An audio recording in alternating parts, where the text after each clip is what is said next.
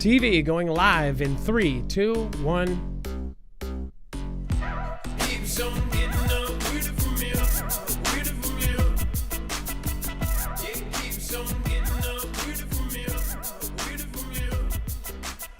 All right, today we have some crazy stuff to talk about. Of course, we have the world events that are happening right now, but we also have the Gene Hackman stuff that is coming up.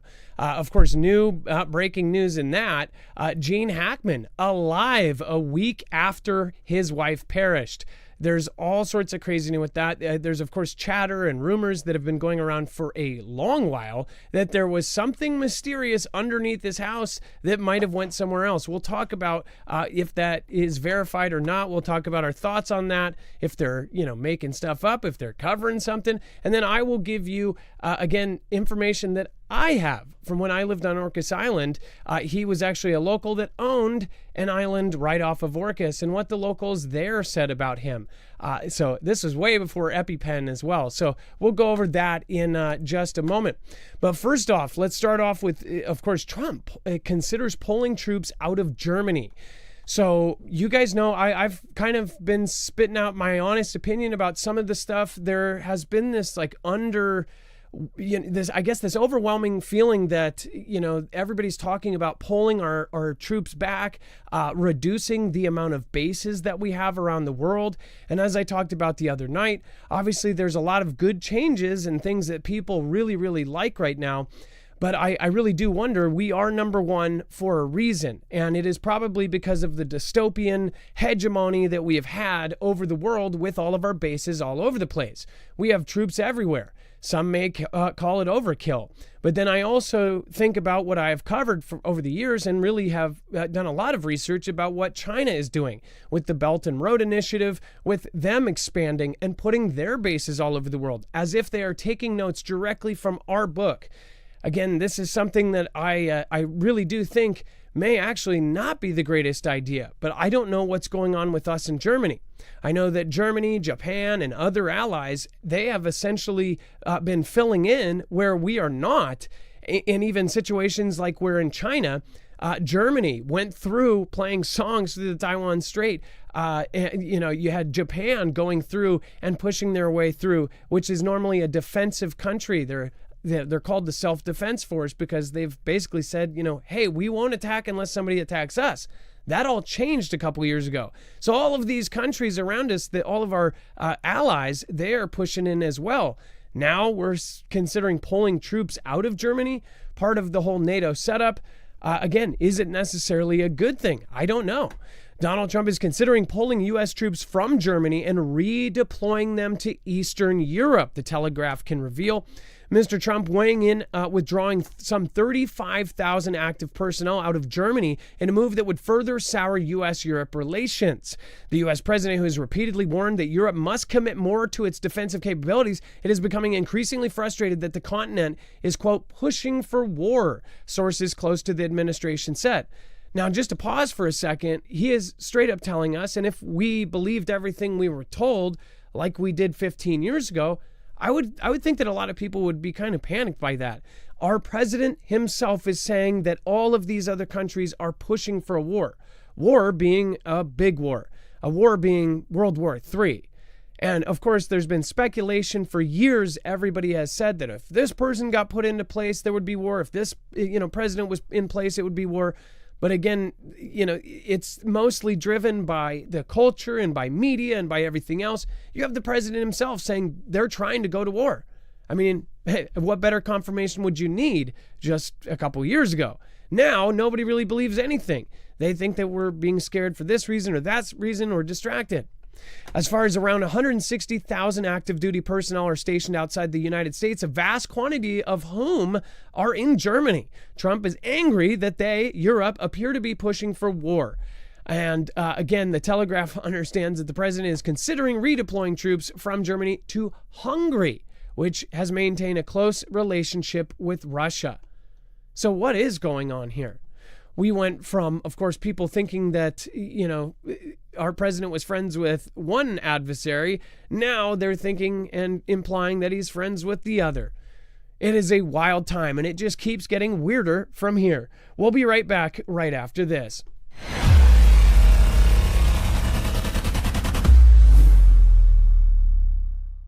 Nothing in this show should be considered legal, medical, or financial advice. The views of the callers can differ considerably and do not necessarily reflect my opinion, Dex's opinion, or anyone else who works with the show. You should always do your own research and consult with professionals. The internet is full of fake news, so please take everything with a grain of salt. If you have not already, it helps us out if you end up going through any of our affiliates, and it helps you out if you end up protecting yourself against cybercrime.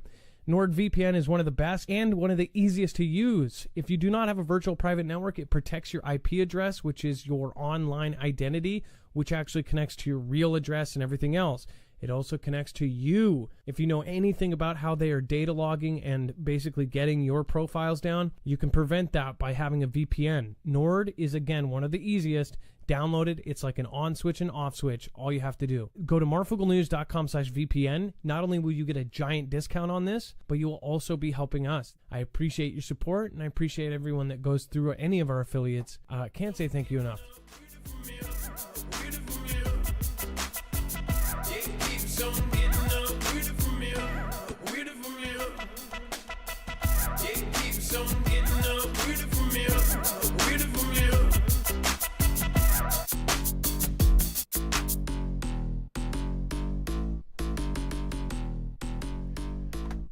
All right, and if you have tips relating to this or any of the other stories, please let us know. And very soon here, we're actually going to be opening up a tip line, so be prepared for that.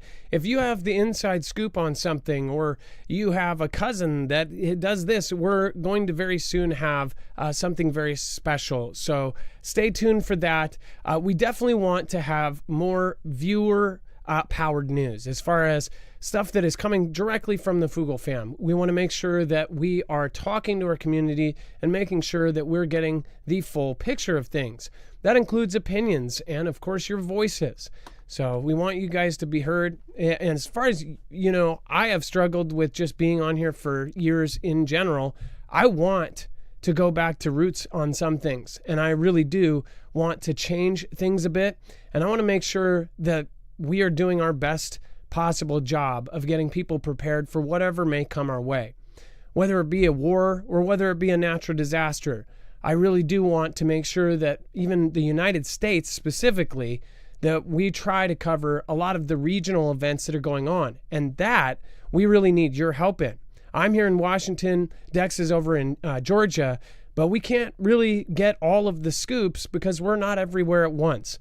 We're not the man upstairs. So we can have your help with that, and I really would appreciate if all of you guys stay tuned for that. Speaking of Dex, let's bring in my co-host / internet brother, Dex James. What is going on, and how are you doing today? Well, hello, Adam, and hello, Fugel fam. I'm doing just fine. So we have a lot of very weird stories today. Again, later we'll be talking about Gene Hackman. That one personally fascinates me because all this week, it's been one thing after another, rumors upon rumors upon rumors. And I will tell you later on, it is very freaky to think back what people were saying about him then. And I will share those later on, considering that was way before Jeffrey. I mean, I was 16, 17 years old as a busboy and part-time waiter at a resort. So I'll talk about that in just a bit. Thank you. It looks like somebody just joined as a member. I will try to look at that in a minute. Marf, would you be interested in a list that explains what antibiotics are best for what? Rochelle Cooley, I actually have something sort of like that, but yes, I would love it. Send it, Rochelle Cooley. Please email me, adam@marfooglenews.com. Put in the subject, antibiotics, and I will be able to find it tonight. All right, and let's go over to the next piece of news. We're going to go to the map. And we're going to go over to Trump threatens Russia with large-scale sanctions. Dex, let's talk about it.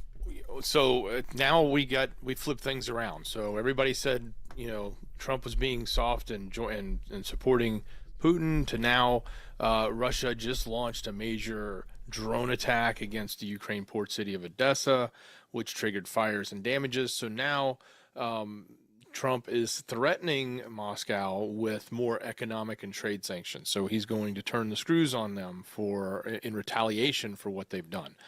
So not necessarily the same as let's hit him with something kinetic, but certainly a different position.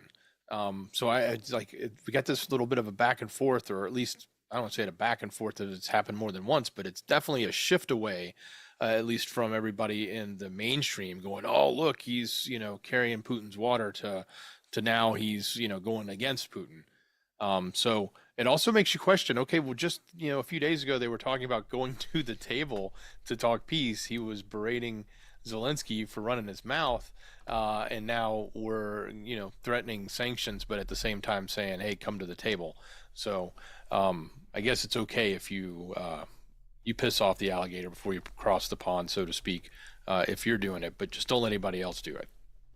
Now, I want to point out there was a video that has gone out surfacing on X of all of the staff members of Ukraine's military, their Supreme Court, basically their entire government.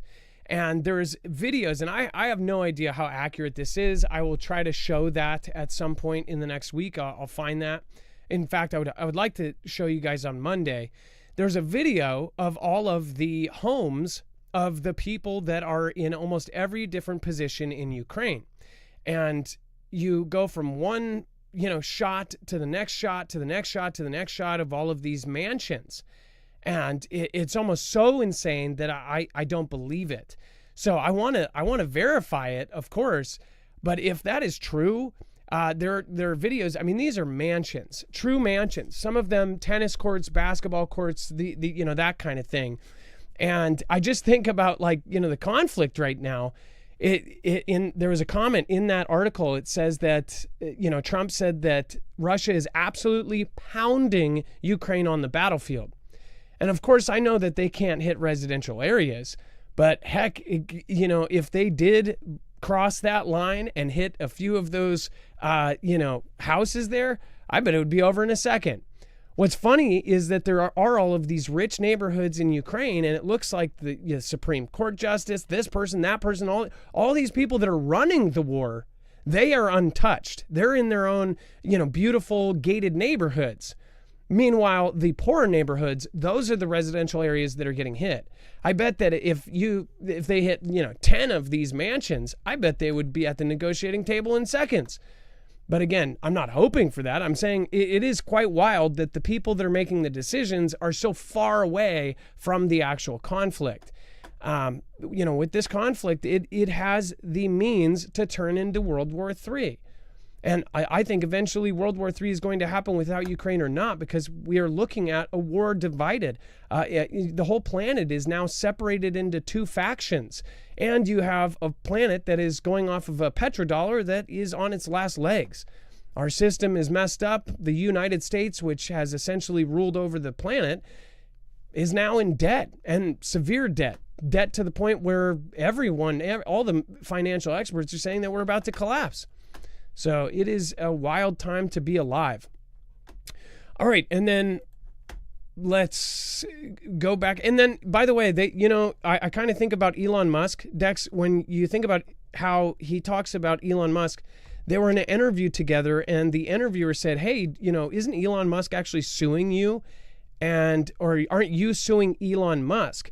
That's what it was. Donald actually sued Elon Musk because he's suing Twitter, which now Elon owns. And he said, well, that's totally separate. I wonder if he kind of looks at, Putin separate from the war. Like, he's like, hey, Putin, we'll do our talking, but we're about to go to war. I wonder if he separates things like that often. What do you think, Dex? Well, I mean, you would think he does, because he claims he does. And you've seen him do deals in the past on the business side with people he just can't stand. But he would do the deal to get the deal done.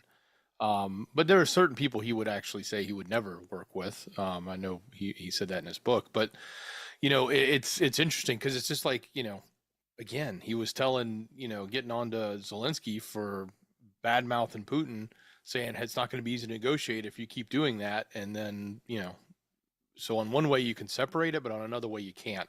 And I get it. I mean, he's the Don, he's the king of the deal. So let him do his thing, I guess. Now, I want to point out this is yet another Polish-related story. Of course, the Polish prime minister was also one that said that Putin is planning to use commercial jets and cargo planes against the United States. That was based on their intelligence.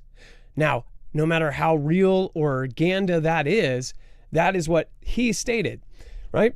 And now Donald Tusk, not Trump, announces that all men will be going through and he wants all men to undergo military training. In a speech to the Polish parliament, Tusk said that the government aimed to give full details in the coming months. Think about that as far as a time frame. In the coming months, he's saying that all men in Poland are going to start undergoing military training. Now, this is not far-fetched compared to some of the other European nations. Some of them have required times that every young male has to do service, but they are saying every man in Poland, when they come of age, it needs to start undergoing military training. It says efforts are being made to prepare large-scale military training for every adult male in Poland. We will have to try to model ready by the end of this year so that every adult male in Poland is trained in the event of war, so that this reserve is comparable and adequate to the potential threats. So you can take that how you want. And it's being very vague there. It says every adult. It's not saying young males. So, Dex, did you catch that? It's saying every adult male. So I'm sure there's probably an age cutoff. He's not going to have 70-year-old male scaling walls, but it sounds like every adult male. Would that include 35-year-olds? Would that include, just every adult male would have to go and do some sort of basic training type of thing? That, or is it a certain age group, like you said? Going forward at this point, all 18 to 25. They didn't say that, but that could easily be part of it. But I think the ultimate goal is to make sure that they've raised a strong enough military, a large enough military, so that they can take on a bigger potential threat, which should be eye-opening to everyone, that all they're doing is everyone in Europe is moving forward on war. And this is exactly what I said was going to happen. It doesn't take a crystal ball. You can see this for a very long way. We, in a lot of ways, people believe we got really lucky having Donald because he is pulling out of it. So for the time being, people feel really good because if there's a world war, we're not going to be involved. But isn't that how World War II went?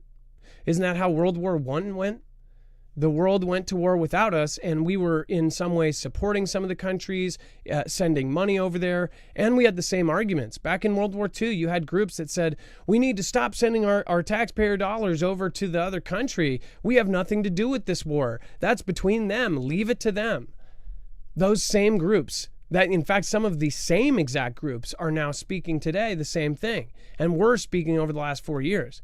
Even if we pull completely out, there's going to be powers that have probably a spot on the board of our military industrial complex or connections with some of these world agencies that they are going to make sure that we get involved. They're going to put Donald in a position where he has to, and I mean Donald Trump, not Tusk, where he has to join. Otherwise, his ego will be hurt, where his reputation will be hurt if he doesn't jump in. What you would have to do to get us in the war, if this all starts without us and we are totally separate, and Donald said, hey, we're looking out for us first. We're building a wall around us. We're going to defend ourselves. We built an Iron Dome. We're separating. What you would have to do is essentially have our public, the nation, which many think that we are controllable now with social media, with apps, with TikTok, with different things, that our opinions, our culture can be controlled by the media, then all you would have to do is have the majority calling on Donald to go to war. Nobody wants war, but again, that's right now. In the near future, we could see that people will be criticizing and saying, why aren't we over there? Our American men and women, we need to do this. They attacked us. They did something to us that was so horrid. As far as this goes, look at this stat here. It says we're talking about the need to have an army of 500,000 in Poland, including the reservists. That's a World War III type of army, at least, because that's just Poland talking. If they believe that they need that just for Poland. And I don't know what the actual logistics of that means. And I also don't know what their stats are. Like how many men, what is the population? How many men are of that age? 18 to 25 or 18 to 35, right? If there is less than that, then they are literally talking about bringing in a 40-year-old and saying, hey, you've got to do the mandatory training. There's been signs for a very long time that this is going to happen. And by the way, we in America, I think we really think sometimes it's subconscious or it's trained into us to think selfishly. There are people in our audience, in our Fugel fam right now that are over in Europe. So put your heart out for them. People think, oh, we're not going to go to war. Everything's going to be all good. I don't think so. I don't think we're building an Iron Dome for no reason. I don't think we have thousands and thousands of troops along our borders just for the crossings. I think something else is coming, and it's coming. It's going to come when no one expects it. And unfortunately, that's right now. Nobody is expecting that this is going to go south. Now, before we move on, make sure to go check out My Medic. If you don't have a basic first aid kit, then I would highly recommend getting one. But if you really want one of the best medic kits out there, then you would definitely want to go with a MyFac. This is what the pros use. This is literally got everything that you would need in it. And if you don't, if there's something that you do need and it's not in it, they most likely have a size that does. Again, this is all handpicked by experts.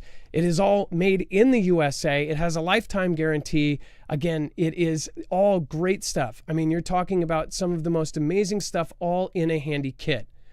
Again, you guys should go check it out if you haven't already. It's got a mole system, so you can put it on the back of any bag with the mole system as far as weaving it in and putting it on.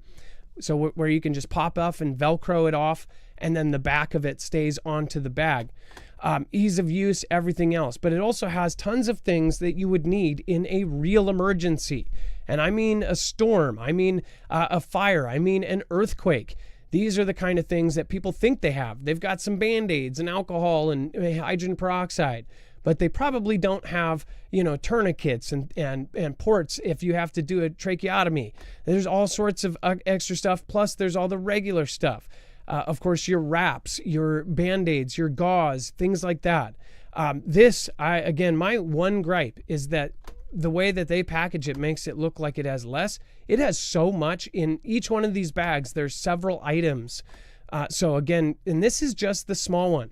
To give you perspective, this is the size of the small one, and it is not small by any means. This thing's heavy because this actually has everything inside in multiple pages. So again, go check it out. It's very, very easy to find everything. Everything is clearly labeled. Again, go get one for your car, get one for your truck, go get one for your home, go get one for your other home. Whatever it may be, you should have these on hand. Marfugglenews.com/medic. Again, marfugglenews.com/medic. Use the code MARF. You're going to save. This is made in America. You're not going to worry about something failing because it's not up to par.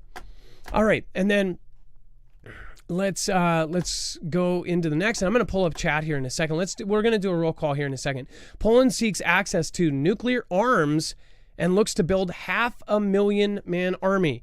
Again, here's some other details to this that we need to look at. But first off, I do want to say thank you everybody that has actually popped in already, and then also thank you, Darren, for subscribing. Machine Fixer, thank you so much for subscribing. We have John C, thank you for subscribing. And then Marshmallow says, thank you to Adam, Dex, and the mods. Hey, thank you. Make sure to also thank the mods by dropping an M in the chat. All right, and then we're going to pop open the chat after this story. Dex, do you want to expand on this? So it really to go into this, the details that are talking about and how Warsaw is talking about this. You've got all of these things all happening all at once. Yeah, so in addition to them trying to build the 500,000 strong army, as we talked about earlier, they're also looking to gain access to nuclear weapons and also ensure that everybody goes into the military training, as we talked about. So this notion of nuclear weapons is new, and it's not new. It's been talked about, but it's new in the sense that, everybody there has basically been protected by NATO. NATO meaning the U.S. and our nukes. Mostly, and they were placed in certain Air Force bases. They're air launched from a airplane. They're not loaded. They're not hot loaded. They're off to the side. So they have to be loaded onto a plane, and then the plane has to take off, and then they can be dispatched. That is the current nuclear reaction we have from the ground and from certain NATO bases.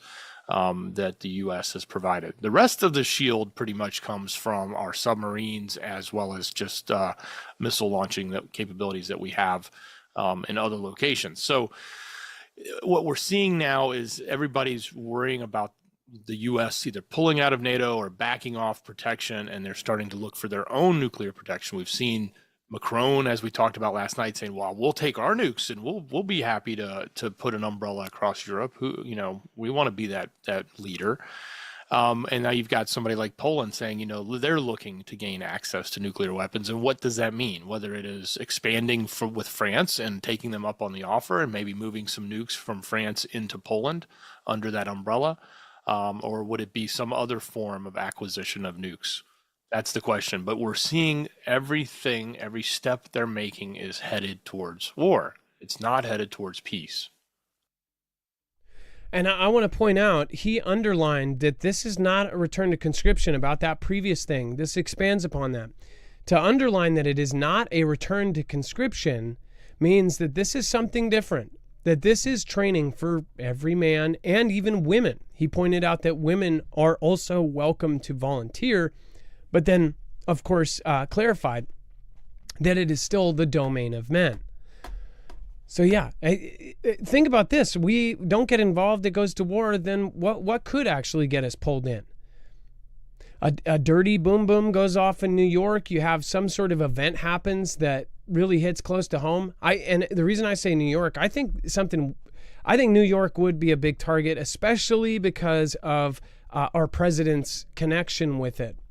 And of course, when the New Yorkers call for something, these guys, obviously are some of the toughest crowd out there.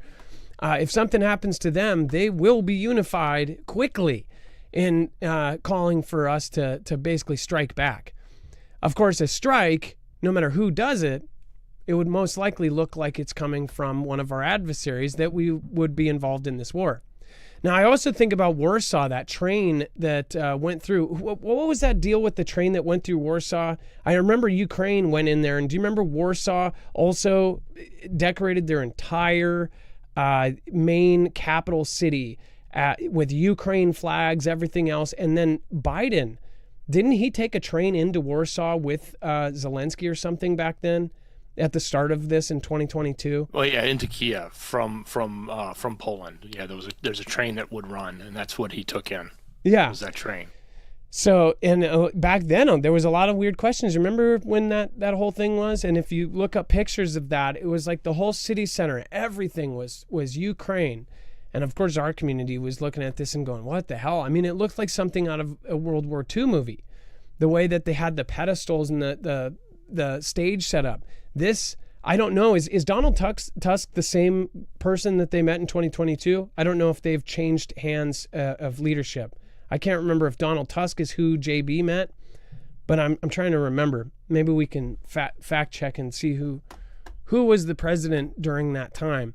But if he is, if you do have side thoughts about what JB and others were doing with all of these other countries and the kind of scandalous stuff that was happening, it makes sense that Poland is one of the loudest supporters of this war. Think about it. They are in their nice mansions, in their gated neighborhoods. Meanwhile, men and women that aren't, they are the ones that are going to be conscripted. They're the ones who are going to have to do this mandatory training. And not just there. I'm talking about here too. They're not going to be called up. The rich don't have to be conscripted. They always have a way out. You've seen so many time and time again, and that includes the president was able to get out because of medical issues, but there's so many other things. I have heard that if you are rich and if you don't want, during all of the drafts, that the very rich always had an out. That there were ways and people that they could talk to, there were connections, and there's a whole chunk of people in these, elite circles during World War II that none of them went to serve. They had different kind of loopholes that they would use, that they were inheriting of the one inheritor, these kind of things. Or they just straight up paid for some doctor to say that they had medical issues. Who knows? But I know that this next war, they want a war. We can't see that because it is just insane.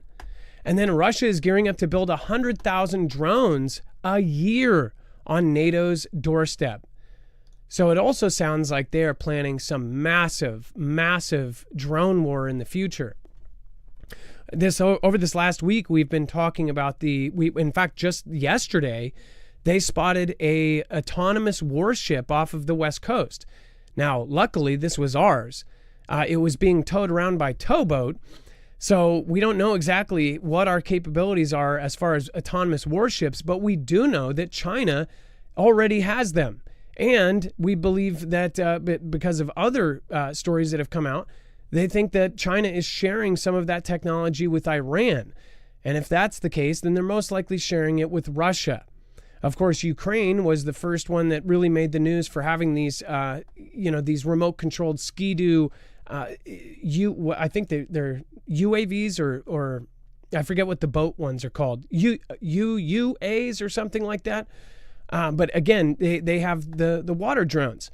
This next war is going to be crazy. You're going to have drones versus drones. You're going to have drone warships versus drone warships, and you're going to have drone jets. You're going to have all of this stuff. And that's what they're making right now. But to have a factory that is going to build 100,000 drones, I understand that a lot of those could be used every day in a war, but that is a lot. They are completely setting up their country as a manufacturing, port.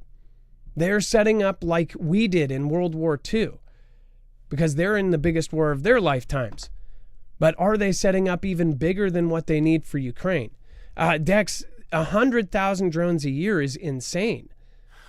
Well, it is, but let's also look at who's doing it for them. They're doing it in Belarus, of all places. So this deal went down with Lukashenko, and they are expecting to make the factory it can support pumping out 100,000 drones a year. So it would expand Moscow's production, but it would be done in Belarus, which is even closer to the front line, so to speak, of some of the areas there, specifically Ukraine, Poland, and even the Baltic states. Now, I'm sure that some are going to say that maybe, what's funny is I don't really hear them saying that they exaggerate anymore. Dex, do you remember when they used to say that if they said that they could make 60,000 drones, experts would say, well, no, we don't really think, we think they're exaggerating. They can probably make 20,000 drones a year. Have you noticed that has completely stopped? I think that stopped when they started producing more drones in a month than we produced in a year. I mean, tanks in a month than we were producing in a year. Remember that? Yep. That they just started cranking tanks out faster than we even can crank a tank out. In a year, in 1 month, they were cranking more tanks out than we make in a year. And of course, point out they're in wartime, right? But what if wartime hits us all of a sudden and they're set up for that, and it will take us however many months or years to get caught up? That's a freaky thought. Well, and I know everybody's got like this hope right now, and everybody's high on hope that the current administration, Trump is just going to make peace, and he may want that, and he may say that, and that whether it's true or not, it doesn't really matter, because there's so much power that he doesn't have control over in Europe that doesn't want to, or is willing to move forward and willing to create this war, so to speak, with Russia and expand it. And I think we got to really understand that, as much as we want to think that he's going to save us, you got to be prepared for the fact that may not really be the case, because he may not be able to actually do it. As much as he may want to do it, he may not even have the power to do But it. that's the thing. So say we get buddy with Russia and say, hey, we're going to work out a deal, or at least get to the point where we say, hey, we're not going to go to war. Russia is a treaty now. They just signed a treaty where they would back up each other militarily with Iran. Look at who we are supporting. We are absolutely supporting Israel, and Israel and Iran are at the doorstep of their own war. I mean, they're already at kind of a war, but you're talking about True Promise 3 happens, or Israel takes out their nuclear sites, which now they say they already have the ability to make these bombs, and some experts say that they believe they already have nuclear bombs. So what is about to happen here? Even if we get out of this part of the war, if they're all treaty members, if they're all, treaty buddies, Russia's going to step in on there. And then all of a sudden if we take out a Russian soldier in Iran, or if we take an Iranian soldier in Russia, it doesn't matter. It's all they have their own kind of NATO. They've got their own partnerships. China, Iran, North Korea, Cuba, and Venezuela. I mean, you've got all of these countries that are teaming up. And not to mention countless numbers of countries that are either on the border or very suspectedly, working more with Russia and China than they are with the U.S. Who are these countries when it comes down to the money of everything? If these countries see China being number one in 10 years, who do you think that they're going to sit? Whose table are they going to sit on? If they really do say, like, if I pick the wrong side, we're going to be screwed, and we're going to lose everything. And that does sound crazy right now, but I don't think it's going to sound crazy in the future. All right, and then let's see. Stephen McMahon, thank you for your support this week. Carol, thank you for the super sticker. Steel Hauling DC, thank you for many years of keeping us informed and up to date. Hey, thank you, Steel Hauling. Again, thanks for the recognition. We appreciate it. And then Marshmallow, again, Rochelle Cooley and Devin Beckus. Thank you. I believe I missed you a little bit earlier. And then Carol, again, thank you earlier. I appreciate your support. Thank you for supporting Independent. And then Stephen McMahon says, call your congressman. It's easy. Insist that they give the JFK documents to journalists, researchers, and not themselves in a skiff. No sanitation. Stephen McMahon, I will say this, that if there's enough people that do it, and I don't think there ever is, the funny part about the last 4 years is you had thousands and thousands of letters going to congressmen about some of the things that were happening in our culture. You had one stat, it was like 100 to 1 letters from one side of the party than the other, going to them about, say, all of the changes happening in sports or this or that. You had like 100 to 1 people writing letters to their congressmen and their senators on one side of the aisle than the other. And of course, back then, a lot of people were wondering what is actually going on there. All right. And then let's see. I'm going to pull up the show. Dex, why don't we, let's see here. Let's go to the next one. Let's talk about Syria and Turkey. Well, yeah, as we reported last night, there was a lot of speculation that Turkey may be engaging. Well, we do have a little bit of information, not specifically about Turkey, but what is happening there in Syria. And as they're referring to it, at least in this particular article, they're referring to it as a civil conflict. It's now official. 48 people were taken out just yesterday in battles between those who support Bashir al-Assad and those who are supporting the other side, the ones that say liberated the country. So you've now got a major escalation, and more specifically, it's in the region where we said it's in that Latakia area. It's right off the coast. It's just on the southern tip of Turkey, which why it's important for Turkey to pay attention to what they may do, because they've always had skirmishes with some of the folks that are across the border there. So yeah, that is happening. It's happening in a big way. It has escalated, and now the real question is what's going to happen between, say, America, Turkey, Israel. What involvement will the outsiders have? And will Iran even come back into play here with trying to support those that are supporting al-Assad? Because they pretty much pulled out.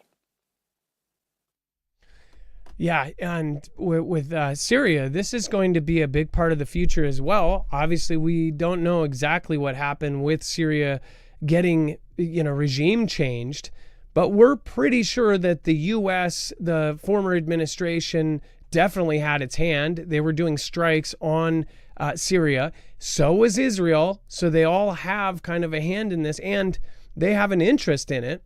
And then, of course, Turkey, what gets me is here's what I feel with the Turkish president, Erdogan. I swear I think that this guy is either an asset or something. Every time we have covered that he is like pushing against the grain, like when Sweden and Finland were coming in and they had their issues with it and they were stopping them from joining NATO. And both of these times they wanted something out of the deal. It made it look so obvious that they were being, super sketch. And back then we kind of took it at face value, and I took it at face value, and I said, wow, it really looks like they're being shady and that they might even be, on the other side. I think Turkey is controlled. That's what I think now. I think Turkey is controlled, and this is actually part of a bigger scheme in that the Turkish president is most likely was put into power, and that it is part of this whole network of countries. I think that because it's just so obvious with what's happening right now. And now Turkey is going in, to Syria, and now there's this civil conflict going on, all of this. This seems like more of the same, these operations that have been going on, specifically with the U.S. involved and with Israel involved, that have gone on forever. There are these revolutions that happen in the countries. And Turkey is the benefactor, but Turkey is another thing. If they're a benefactor, that means they've got to give something back later. And I think that will end up coming in the form of this future war. Turkey has the largest military in the Middle East, so they will play a part in the Middle East war. And who knows, they might even be helping in some other way with the whole Middle East conflict that is going on there. They're getting something out of it. And then, of course, their military is used somewhere else. Dex, do you get what I'm saying? Like, that they have, it's the news cycles and the comments they say, it just seems fake. Like they're purposely doing it to make the public go, oh yeah, that's definitely shady. And it just seems so obvious and scripted. Like there's a bigger agenda behind all of it.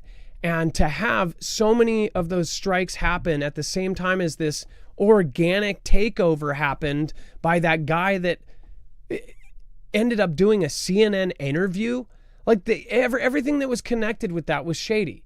This guy that used to be Al-Qaeda is now a revolutionary that organizes all of these different, groups, and then they take it over in 11 days. Yeah, I mean, we totally acted like, oh, we had nothing to do with it. It was organic. Look at this guy. We'll put him up on a little bit of a pedestal. Maybe we'll take him off the T list. It was all in the Biden administration. And certainly it reeks of three-letter agency. I mean, it reeks of just absolute West involvement and planning and supplying. And I mean, look, if the guy was really as high on the list of targets, he was out in the public so much he could have been taken down any time, which they would have done with any numerous of people that were on that list at that level that he was. So, and they didn't. So it's obvious they meaning, the CNN could have grabbed him. The administration, the U.S. government at the time, the three-letter agencies at the time, they all wanted it. They allowed it, or they probably ran it for that matter. So, yeah, it's hokey at best, and it's probably a lot deeper than that. Yeah, something far, far more nefarious is going on here, and this is again in the last admin. All of this stuff was worked out. And my question is, even though Donald has come in, you don't think that they set up for this to continue going even without him? Maybe that's why he's pulling back. Maybe he knows something we don't. Or maybe there is a part to play in this as well to make it look like that it's separate. We don't know. All of these, it's so crazy how connected all of this is. The entire world is now connected in one way or another, and mostly by rich corporations and the rich. The rich, very, very rich. The super elites, it doesn't matter what country they come from. They're all part of these same groups. And then McDonald's is to employ AI at 43,000 locations to speed up service. So, and they said that technology solutions will alleviate the stress. So, first of all, McDonald's has also broken ground on, some of the first stores. Like, I think, wasn't McDonald's one of the first ones to have an all robotic staff? They tested an experimental store out. Wasn't that McDonald's? I'm pretty sure it was. They also had this the vestibules, the app, all of these different things to speed it up and to reduce human interaction. So you essentially do your app, you go to the vestibule, or you go to the vestibule and you order, and then it comes out, it pops out. You maybe have one human that's handing it, one human making it, one human handing it to you. Nobody's taking your order, you're doing it all yourself. But of course, in the future, they have now developing robots that will be able to do this for them. You'll have humanoid bipedal robots that will be able to run an entire McDonald's. Well, the first step of that is integrating a computer system that would do something like that. That is exactly what this looks like to me. They're integrating AI into almost everything, including McDonald's. Basically, they're saying that this is going to be like a troubleshoot, right? At first, this is going to help them make everything more efficient, and they're just going to ask AI what to do. Yeah, they're looking to create internet-connected kitchen equipment. They're looking to create AI-enabled drive-thrus and AI-powered tools for the managers to help make sure that orders are accurate and that so the restaurant can predict when equipment issues may be happening or may be on the brink, so they can prepare or fix them before it actually shuts something down. So it doesn't sound like necessarily at the first stage of like having some sort of AI robot making your burger. But they have been outfitting sensors along their chains, along their equipment and different things, so that they can start to gather this information and then put AI on it, so they can then start to understand and give, the manager more insight, if you want to call it that, or more, information about what's going on in the restaurant. So it is the early stages, but man, it's not far off before AI is going to be doing a lot more. And I think, when you look at things like the menus and, the drive-through process and things like that, I think, the computers are going to find ways to make it more efficient. And that's what they're looking for, whether that's good or bad. There's good stuff that can come from, advanced computing, just as much as there's some pretty gnarly bad stuff that can happen to you. And there's definitely job loss. Now, I could lie to our community because the majority of our community, again, somebody said Mickey D's is not food. I could lie and say that I haven't eaten McDonald's in so long because I know that it's truthfully just garbage. But I have kids. I have kids that hang out with their friends. They do, ice cream parties and things like this. I've been to McDonald's. And I will say, for those of you that are willing to admit you have gone there, I was so annoyed in the last few years when they started saying, "Oh, are you using the app today?" And I'm like, "No, I'm not using the app. I just want to order." And you would have some sort of automated system first, and now they have like straight up automated systems at some of these. It always gets me too. It's like, "Hi, can I take your order?" And you're like, "I would like this, this, and this, and this." And then the real person comes on and says, "Oh no, I'm sorry, I'm busy." It's like, well, then don't have the automated message say, "Can I take your order?" It just makes you feel stupid. But either way, with this is just a tiny part of a big world that is integrating everything with AI.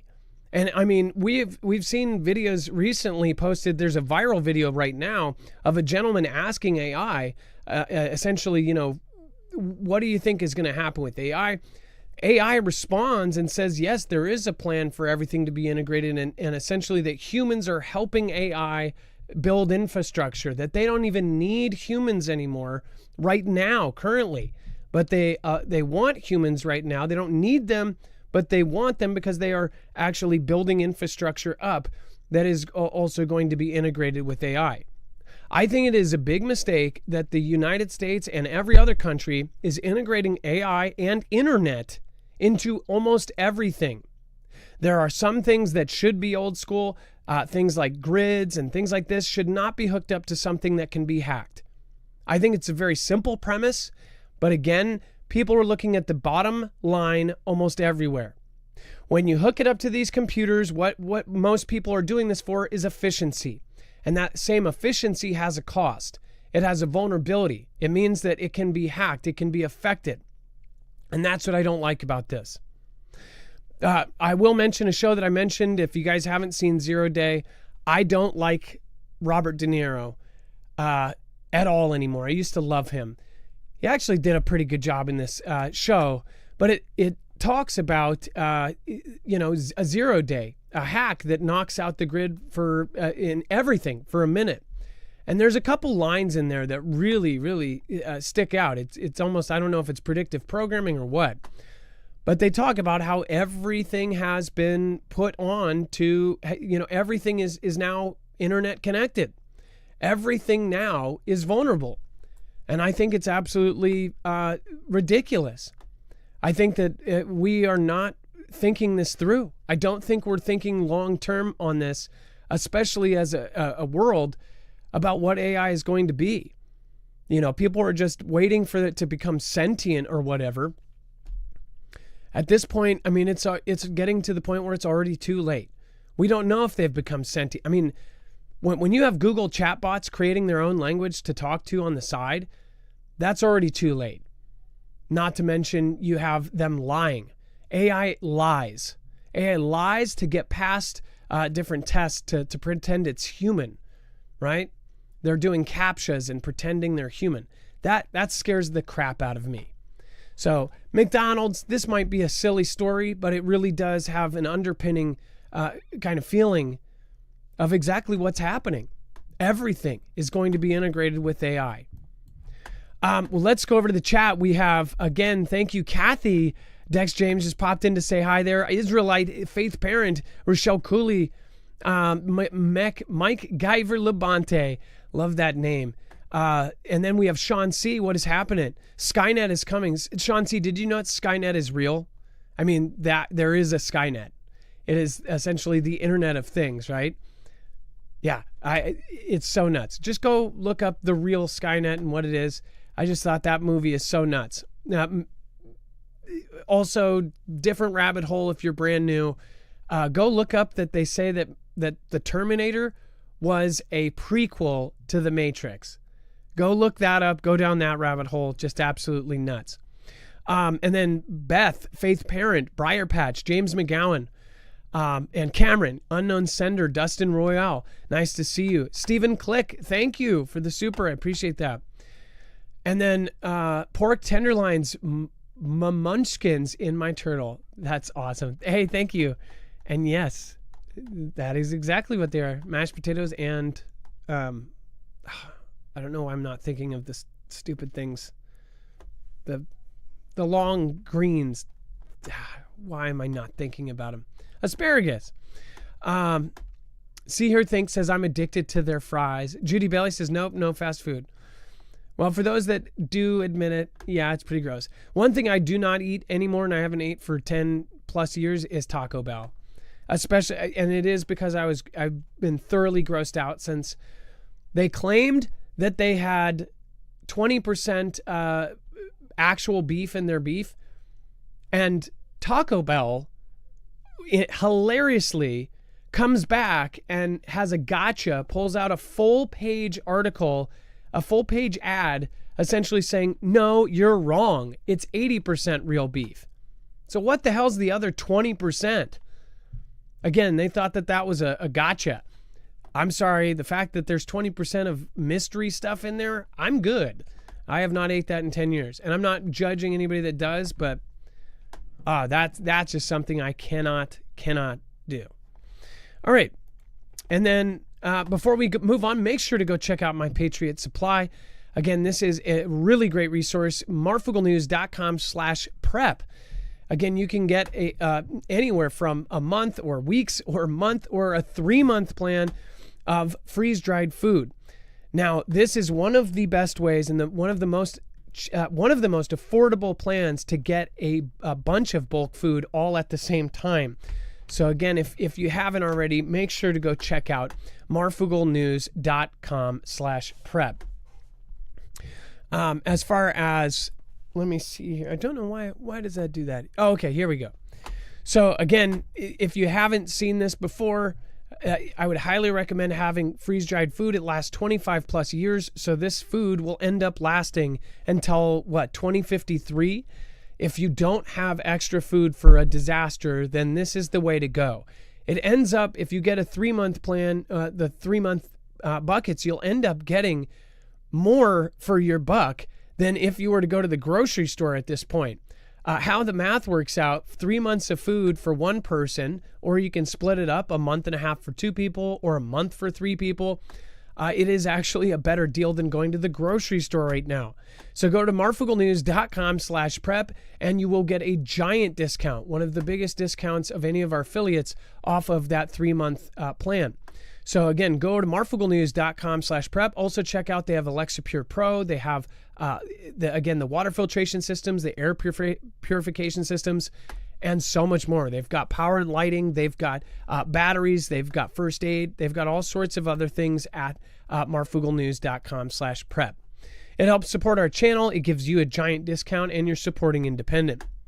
And then Gene Hackman. So this has been absolutely fascinating me all week because it just keeps getting weirder. And I mean weird. It is, first of all, we heard that, it was possibly carbon monoxide poisoning. We heard that the wife perished in the bathtub with, her pills scattered about. We heard that Gene was almost near the door in his mudroom, perished, and that they were possibly there days, even weeks. You've even had the fire commissioner and other people that had responded to this, even going on the Today Show. People have been infatuated with this, and I guess they just revealed the actual cause of death. The actual cause of death for him is heart disease. And the wife, get this, of hantavirus. They said, I forget the actual stats, but this is like, I think 7 people have gotten this lately, or I'm trying to think of what the stats were, how rare it is. But hantavirus, and check this out. Do you remember when we were talking about what they were putting through to the DOD was asking small companies to make detectors for a zoonotic virus with a zoonotic propensity. So essentially, they're preparing for something that's going to go from animal to human, and they want detectors for these things. That was the same notice that the DOD put out, and they wanted within a short time frame, it was like less than a month, they wanted all these private companies, very high-end companies that make super high-tech stuff. They wanted rapidly deployable checkpoints. Think about that. They wanted broadband cell phones that do not need the cell towers for communications. They needed a mass fatality tracking system, a new one, a new, better, more efficient one. And then they wanted all of these things circulating around zoonotic propensity diseases, right? And this is, again, hantavirus is a zoonotic disease, meaning it is transmitted from animals to people. It is not transmitted from person to person. There's been a lot of talk about zoonotic diseases lately, and it very much so creeps me out. But is this the cover? Again, this whole thing is absolutely wild. Dex, you've followed this how does the guy live for 7 days? Yeah, how does he hang out for 7 days? Explain that one. Like, he's there for 7 days and she's perished in the bathroom with the door open and pills scattered everywhere, and he doesn't notice. I was talking to Ilea earlier. He's got Alzheimer's. Remember that? Well, I mean that's the excuse they're saying right now. But it sounds perfect. Yeah. So did he starve to death over 7 days, or did he? Was he able to take care of himself, but he just perished from the heart disease, or what was it? It doesn't really make a lot of sense right now. And then you add in, you've got a lot of other people like Randy Quaid, Uncle Eddie, coming out saying he knows who did it, who took them out. He said he should become an FBI special agent to investigate these Hollywood, axings. I know he's a little extreme and some people think he's crazy, but you never know. The guy was on the inside too, just like the rest of them. So there's a lot of questions being asked right now, and none of this stuff really makes sense. And even what they're producing right now as the result doesn't make a lot of sense either. A hantavirus on her, and then 7 days later he goes, and we're just supposed to believe that Alzheimer's is the reason that he didn't notice. And I want to point out, there's all these side rumors, and none of them, to my knowledge, at all, are verified. The fact that Randy Quaid stepped in there, you know what creeps me out is I actually do believe Randy Quaid. Call me crazy, call me a weirdo. I think that Randy Quaid has been talking about Hollyweird for a long time. If you don't know who Randy Quaid is, I will pull up a picture of him. You probably know Dennis Quaid. Less people know about Randy Quaid, but you should know about Randy Quaid. Randy Quaid was in a ton of movies in the 80s. Mostly Randy Quaid was the 80s, right, Dex? I mean, he was in so many. He's come on, Uncle Eddie from Vacation, all the Vacation movies. Oh yeah. Christmas Vacation. Uncle Eddie says it all. Yeah.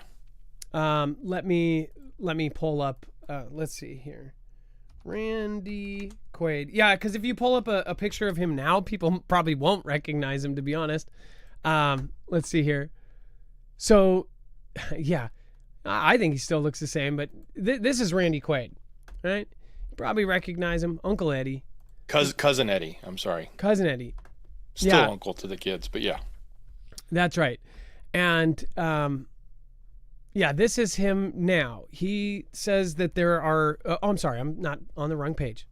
Here, let me show you. So this is Randy Quaid now. He has been on social media for quite a few years, actually. Let me adjust this. This has just been so messed up every day here. It's been an issue with framing. Okay, so this is Randy Quaid, right? This is him now, at least. And I was trying to find an older. I mean, this is super Randy Quaid right here. That's back in the day. I was trying to find like in the 80s. Like I'm surprised that all of the photos are like either right now or like 10 years ago. He was biggest in the 80s and early 90s. Of course, his brother, Dennis Quaid, everybody probably knows him. But Randy Quaid has said that there are these Xers in Hollywood that take out people, right? That if you go against the grain, then, you'll get taken out, that they'll take your money, they'll take your everything, they'll steal everything from you. Now, I do believe he's got some mental anguish, but I always wondered, is that because of what happened to him? I'd gladly have Randy Quaid on the show. I would love to hear his opinion. I do know that they also frame and put people out of context a ton. Some of the things he said, it's hard to say, even if they are out of context, that it's not a little wild, right? But as far as Randy Quaid, I think that, some of the stuff that he's saying, I do believe in. Because I do believe that there has been a connection with not only Hollywood, but with some of the most evil stuff in the world. We're talking about really big people. I mean, there's a reason why Jeffrey EpiPen had some of the biggest celebrities in the world on his island. All of these people are connected. And honestly, it really comes down to the richest people in the world. They don't go to the movies on a Saturday for fun. They have a movie theater in their house. What are these people? I think it might, and this is a scary thing, it might come down when you have so much money that you can buy a skyscraper, you can do whatever you want. You get so bored. Like, even if you travel the world every single day, you're taking a private jet to places and doing your private yacht, that becomes boring to you. And I think that in human nature, when it's something that you can just have readily available, people have to just keep taking it to the next step. Some people are, addicts to doing extreme sports and things like this because everything is just boring. They just have to keep doing that next step. I think the richest people in the world are like that, only they do the most disturbing things because it is the only things that make them feel human again. And that's a terrifying thought. But the Gene Hackman thing, I want to tell you guys on a personal note. I told you guys, so he was a good tipper. He tipped me $100 as a busboy, not even a waiter. And I know he tipped the waiter even more. I think it was like $150. It was a huge deal for me. I was a young kid. It was technically my second job. My first job was folding towels at the same place. And then I got promoted. And then I worked at the docks with the yachts coming in and stuff like that. It was a summer job, and then it turned into like a 4-month thing or something. I got fired. It was my first job. But as a busboy, I met Robin Williams. I met Gene Hackman. Gene Hackman ended up having an island off of the island of Orcas.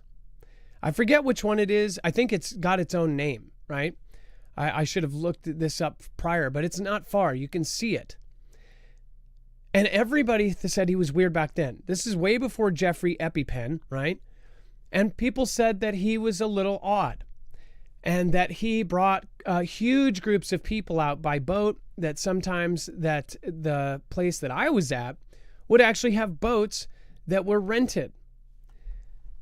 I will just say the personal things there is that the people on the island thought that there was a little weird stuff that went down. And I don't think that they thought it was weird as in like, youngins. I think they thought there was weird stuff like a couple of the locals thought it was demonic and that kind of stuff.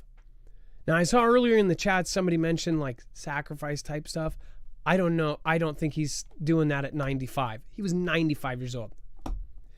But and also, if he knew too much, some people said, if he knew too much, who's worried about a 95-year-old doing something? Unless maybe on his deathbed, or he's knowing that he's going out. Did he send something out about other people in Hollywood? Did he share information he wasn't supposed to? Or is there a simple answer for this? His wife perished and he snapped. What if his wife perished and he's 95 years old? He doesn't want to leave his house. He's sad, something like that. It could be any of the above. What do you guys think? Is there anything strange that you think about the Gene Hackman stuff? Let me know in the chat below. I'm going to get caught up here with the chat. Stephen Click, thank you. But he's crazy anyways, unless he had evidence. Let's see. You can't clone a perished guy, Phoenix Ryan. Ask AI when Gremlins developed the first flying saucers. I will have to do that. All right, so chat, what do you think happened to it? Oh, Nacho Man Randy Sandwich says Ann Hesh. Just 2 words, right? A name right there, Ann Hesh. Ann Hesh was a creepy one, too. If you don't remember what happened to Ann Hesh, go look up the video for that. She was on a hospital stretcher after getting badly burned. They had her whole body covered, and then as they're trying to put her in the ambulance, all of a sudden, she busts out. No joke, like the whole thing's covered like she's perished, and she just busts out half, in her birthday suit and starts just like flailing around. It was one of the freakiest things I've ever seen. And people thought that there was some shadiness with that as well. Of course, she was connected with all sorts of people too, including, Ellen DeGeneres and others. It says it's strange that all 3 of them were found perished. Yes, and the German Shepherd. That's why it looked to me like somebody came in there and did it, because the one dog that they had that would be a threat, a big German Shepherd, no matter how friendly, to somebody who is an intruder, that would look like, something you would want to take out quickly. Dex, go ahead. I found the San Juan Island that he owned, and I got the link. It's a link for you in up next. It's the top link. It was actually up for sale back in 2016. Yeah. A lot of ties to him. And there's pictures of it, so if you guys want to see so people, the last time I mentioned this, people said you're full of crap. Gene Hackman doesn't have an island. I don't think it was publicly known for a long time. It says Gene Hackman's former San Juan Island is on the market. This was back in 2016. Like I said, this was a long time ago. For $3.48 million. Look at this. Look at this little thing. It's a really tiny little island. You could see it. You could see it from the beaches. Man, I would totally live there, man. That is so cool. If it doesn't have anything creepy. Now that brings me to my other thing here. So there are so many, rumors and chatters that he has something underneath his New Mexico home. He designed his own New Mexico home. They said that he basically had every part to do with the building of his New Mexico home. He said he designed everything. He's got many comments in many newspapers and articles talking about his home, especially these articles that talk about celebrity housing and things like that. He's talked about it because he's designed it. It's a very pretty home in New Mexico. Well, some are saying, and of course there's video that are deceiving, and who knows, maybe it's true leaking and then they covered it, I don't know, or it's just straight up deception, saying that the FBI went and when they found this, because they did get a search warrant for the house after the weird mummification, they were both found mummified. They did go in. At least they have a search warrant to go in. But there's a lot of videos, I don't know if they're misframing or putting something else in there, of tunnels under his house. And that there was weird stuff there. I don't know if this is just sensational clickbait. I don't know. I don't know where it originated, who ended up saying it first. I don't know that. And I haven't watched enough creators because we're creating ourselves. But I will say this. The stuff that I heard back then, after Jeffrey EpiPen, and then you now have this happening, the weirdness around it, the hantavirus, the perfect explanation why he was still there, why he was, alive several days after her. They were both mummified, so I don't know how quickly you get mummified in a freaking house. Why did the dog perish? Why did the other two dogs were just fine? Why did all of this happen? And I also thought back to 0 Day, that show where they take out Roger, the guy that is the president's assistant, by basically putting something in his neck and making it looking like they took their own, right? Specifically, they even put him in a bathtub.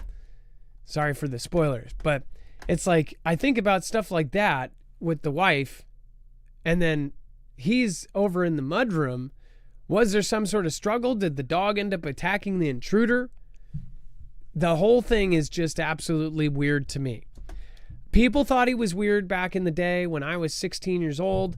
One of my one of my managers was concerned about, he's like, as a minor, I would probably just stay away from those guys. They're adults. They might swear. He kind of put it like that. Like, I would stay away from that table. And they're celebrities. They come here a lot. But it was like he was genuinely concerned about me. Others, like the other person that lived on property at the resort that worked with the docks and things, said that they were weird. Like weird. So I don't know what the truth is, but I will say this. It is very fascinating to see stuff like this happen. And when stories like this hit and they just keep getting weirder, it's like, what world are we in? I mean, really, it is, we're just in an upside down world. Why didn't his kids check on him for 2 weeks? Well, I don't know. Who knows where his kids live? I don't know the story with his kids, but yeah, he's 95. Maybe they thought the wife was, I think, a lot younger. So maybe they thought the wife had it covered, and who knows, they could live in New York or somewhere else. It might be a flight for them to go check. Unless you guys know about it, like, did the kids live nearby? That would be weird. If Gene's mind gone from Alzheimer, he could easily not have noticed his wife was perished. Both my parents had it, didn't know where they were. Yeah, but if they did have that, like that other comment by Samantha Winchester, then why didn't the kids check on him? Did they think that the wife had it handled? I don't know. She wasn't a spring chicken either. So I believe Randy Quaid, people at high level are nuts. Yes, that is very, very true. And then big hugs and love, fam. Stephanie Cook, nice to see you. Hey. And then Marshmallow, Rochelle Cooley, Machina Opus, and so many more. Machina Opus, thank you for being a member for 21 months. Well, either way, it is a very, very weird story. Now, on to the next. The top secret U.S. spaceship returns to Earth after 434 days on a mysterious mission and is met by hazmat-clad ground crew. Now, we just did a show over on Marfoogle News about this, but the strangest thing is they went in full, space-like hazmat suits. Like, these things are hardcore outfits here. So I'll just show you. This is how they dressed to respond to it. This was an experimental ship that was up there for over a year. What kind of experiment was being done on it? Did they have robots making a biological weapon? Like, what was going on with this? Dex, have you ever seen them respond to something coming back from space like this? I think I heard something about when the first moon rock came back, but yeah, I thought with certain things they've done this for where they had reasons, like the moon missions or something, didn't they? It seemed like that, especially the early space flights, they would, use a hazmat team because they didn't know what they were dealing with. It was like, well, what could they be bringing back? But I don't know that it's the norm now. But obviously something and I guess the real thing is here. Those are some pretty high tech hazmat looking suits too, right? But the thing here is this is a aircraft that's for space, a Space Force, DARPA and others, right? It's to do, they claim they do experiments and other things on that aircraft in space. That's why it's up there. It's done everything from maneuverability experimentation to satellite tracking experimentation in theory to other things that may be inside it. Think of it, it's like a miniature space shuttle. So it's got a large compartment and they can load it up with a lot of things, take things up, bring things down. And so, yeah, we have no clue what they were doing, but obviously they were doing something that required this kind of response. And that's worth wondering about. Did it get exposed to radiation? Does it have a nuclear aspect to it? Was it exposed to something? Did it make contact with something? Did this thing just go? Is there something we don't know? Did this thing go to the moon? Is there a landing? Think about this. What if there was a landing strip? Like China has some sort of landing strip on the backside of the moon or something. What if this thing went and landed on the moon? And yeah, that's the last time that we did something like hazmat. Is when stuff was coming back from the moon, they thought, well, we don't know what it is. If it is a foreign thing from, a planet, let alone, like if you're bringing a plant in from Canada to the U.S., they always worry about the agricultural effect of any kind of new plant to a different, place, right? I just wonder, like, is that why? What the heck was up with this? It kind of makes me scratch my head. I do recall we talked about a story that this particular plane or ship was testing air braking. Do you remember that? Oh, yeah. Bouncing off skipping off the atmosphere. Yeah, or using the atmosphere to change its trajectory so that it could be more efficient at maneuvering and save fuel. And in doing so, it was going from a higher altitude to a lower altitude. I wonder how high its altitude was. I wonder if it maybe got high enough to get into some of those radiation areas. That could be another the Van Allen. I don't know. Yeah, I don't know how. We have no clue. They don't tell us anything. They did release a picture of this in space, and a lot of people got up in arms over it because it just didn't look right because it had the Earth behind it and the distance at which it would have been. It didn't seem to match up. So, but like a lot of those space pictures, a lot of times they're composites. All I know is the very front of the nose is exact replica of a TIE fighter window. So I think it's cool. I think it's very cool. And then look at this rusty panel on the top. I'm guessing, is that supposed to be burned? So whoever did the lug nuts right here is probably going to get yelled at. Like, what is that? Is that drag from this one panel? Why did it start right there? Everything they put up in space looks like something you could get in a junkyard. The black panels supposedly are some high tech, heat resistance thing. Even the article I read about this a couple years ago said that the panels and stuff are even top secret. That one expert said that he thought that these were potentially material that are like nothing we have ever made before. So I don't know, but I will say this, it's weird. Could there have been one person on board? It was big enough to hold a person. Like, was one person up there doing some sort of thing and they hide that? Like, when he gets out, could somebody live on this thing? Could somebody pilot it? I know they say it's unmanned, but it's odd. By the way, you want him to be that 474-day person alone in with no windows? Nah. They have video cameras that show them outside, and then the aliens, they suction cup to the TIE fighter window and they open it up, and then he gets out and he hangs out with the aliens. I mean, you don't need windows when you've got the Oumuamua space station up there. No, I'm just kidding. But speaking of Oumuamua, by the way, Adam, Oumuamua is returning, and with a few little Oumuamuas, scouts.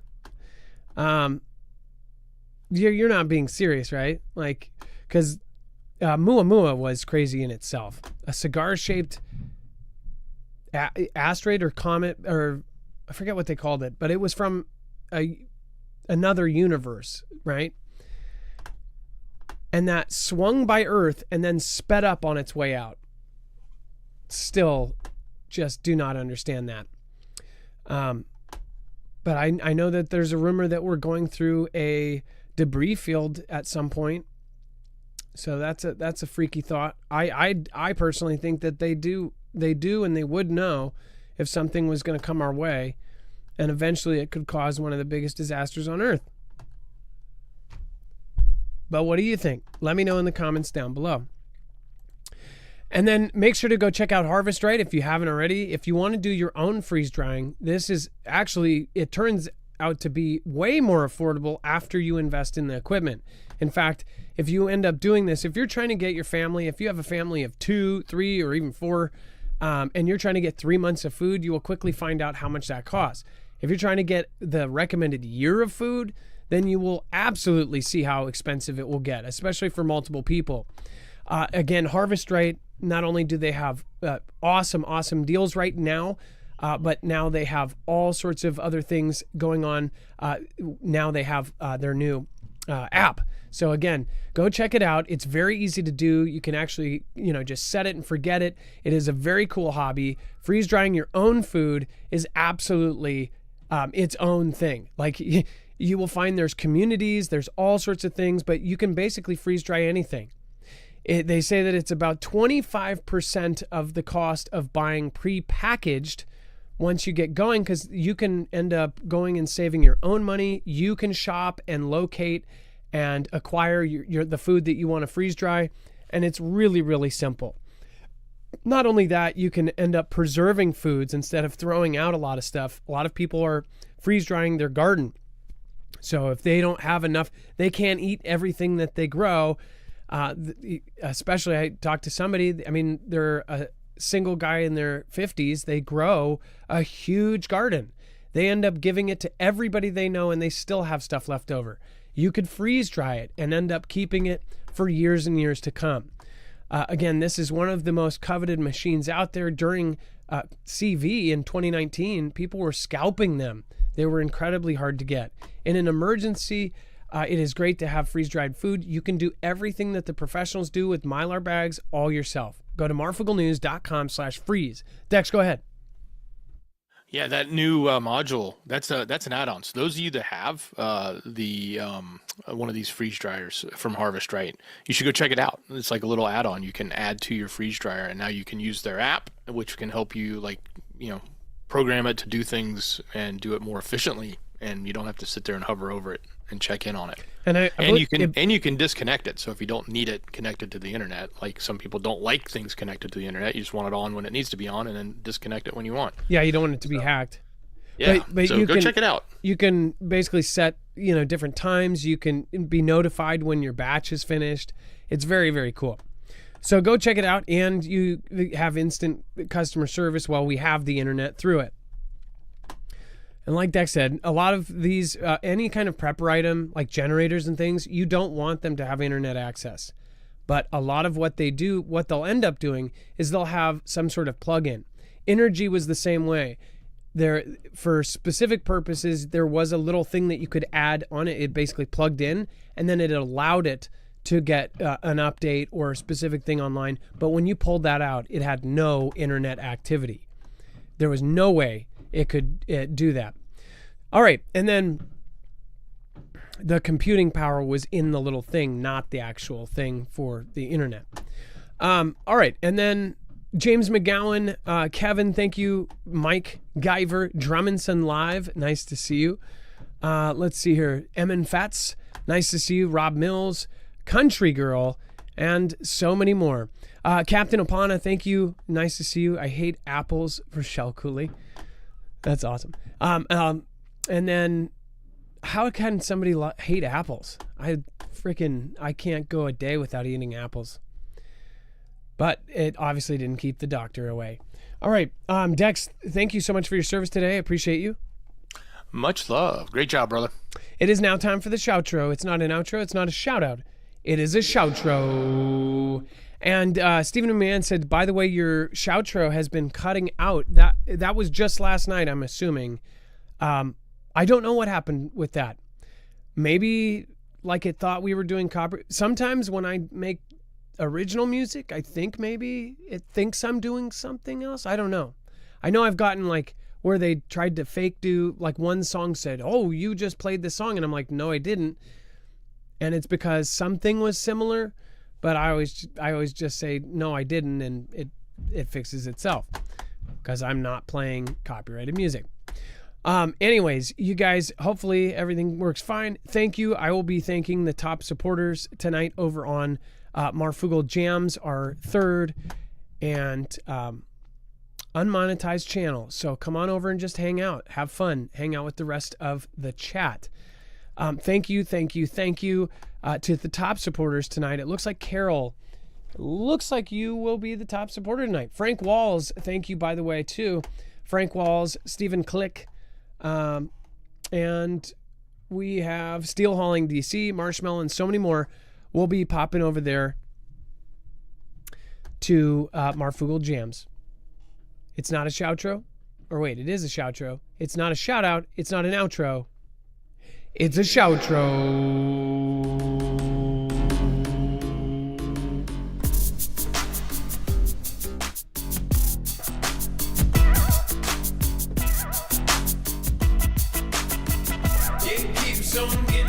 Weirder